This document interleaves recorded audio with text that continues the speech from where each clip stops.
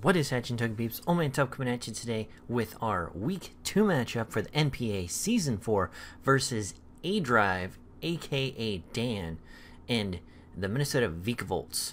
Now, just a little before the match disclaimer on the lead matchup, as you're going to see here, it's going to be Mega Beedrill versus Victini. Long discussion after this match as to why I stayed in and decided to U-turn, and I was confident, having played Dan multiple times in the past, that he would not be using a Scarf Victini in our matchup, and that he would more likely opt for a banded version, which is what it turned out to be. So I just needed a little bit of extra time to explain that being the mindset, and that was why I stayed in, risking Mega Beedrill to go down turn 1 to a V-Create. Like I said, had it fully set in my mind that he was not scarfed, and that turned out to be true, and Mega Beedrill hits for over 50% damage, which is just absolutely delicious damage. And we're going to switch out Torkoal here because at this point in the match, it's the most expendable thing that might be able to come in and soak up 2 V-Creates if he's not banded. But turns out he is banded. There's no other way he could do that much damage. And based off of that, I believe he is Jolly.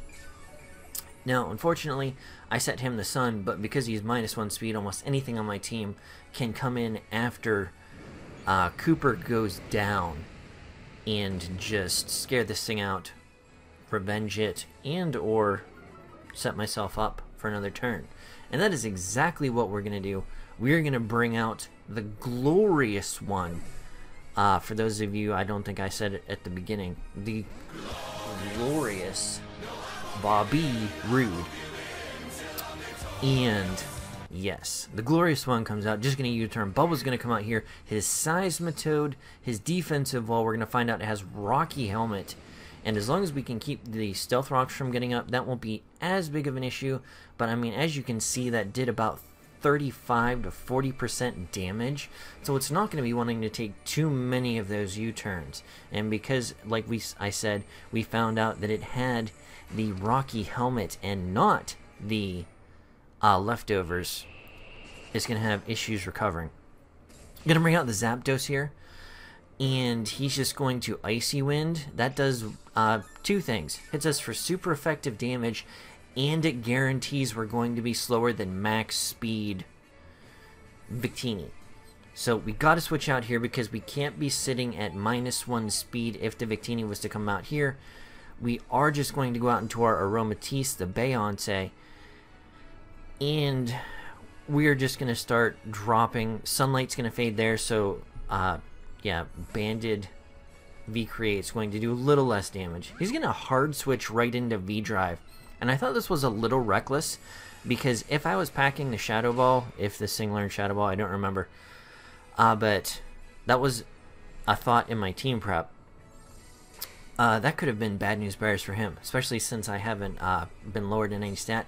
He's going to V-Create. I am going to just protect, because one thing I've learned from the VGC exploits of KantoCastBlue, who's also in the NPA, who you should switch out. Protect is always a good scout move in 1v1, especially since this is a Wish Protect set.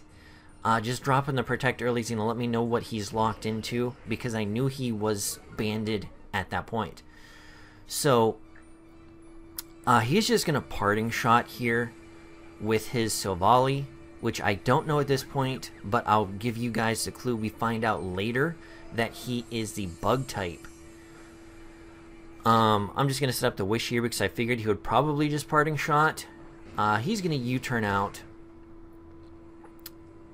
Now, why did I stay in here with Aromatisse and possibly waste a Wish?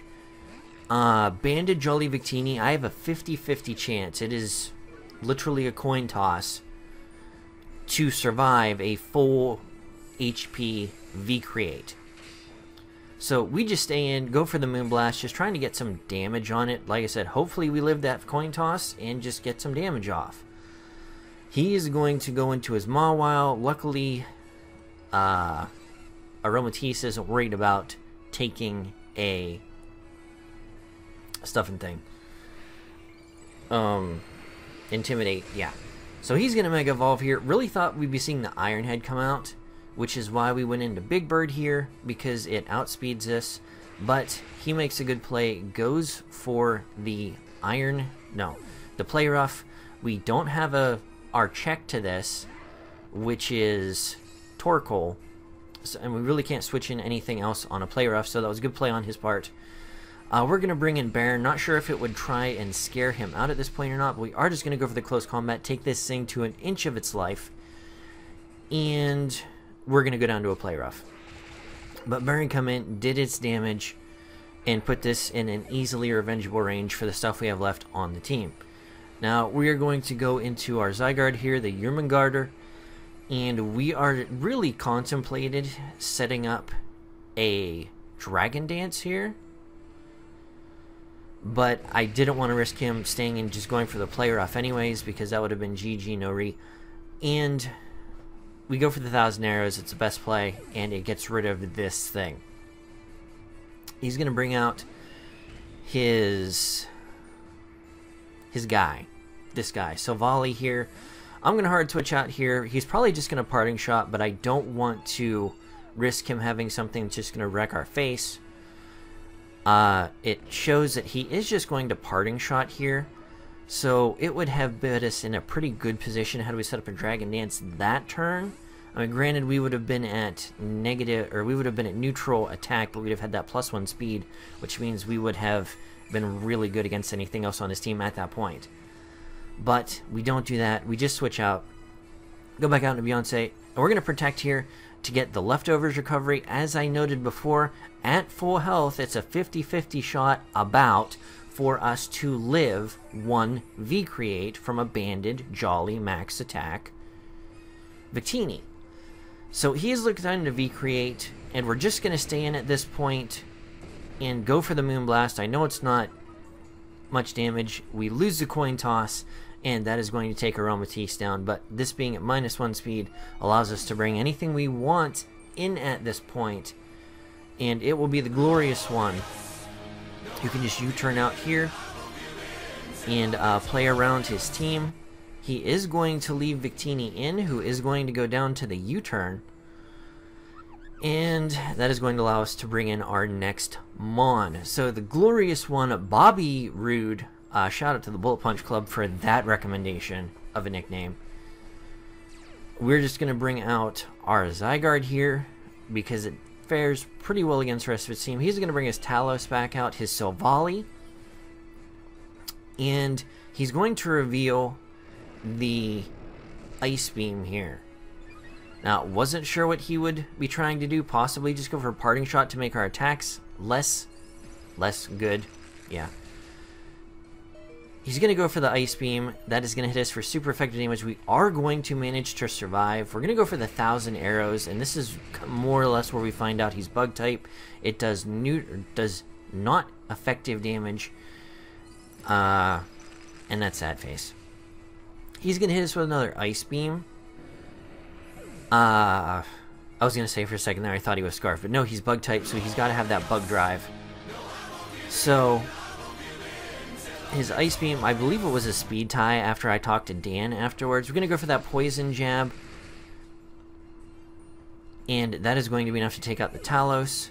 So Glorious Bobby Roode's going to get 2 kills this match, which is just awesome because I love Mega Beedrill. He is vastly becoming one of my favorite Megas in the format. He's going to go for the Dragon Claw. He is Scarfed, and, you know, why wouldn't he be at this point? Because it's just going to clean up the rest of the team. And that was the rest of the team. Ha, just kidding. But anyways, go check out Dan. I'm sure you've checked him out if you followed me any amount, because I've battled him plenty of times in the past at the GBA. But GG Dan, we lost, was that 3 or 4-0?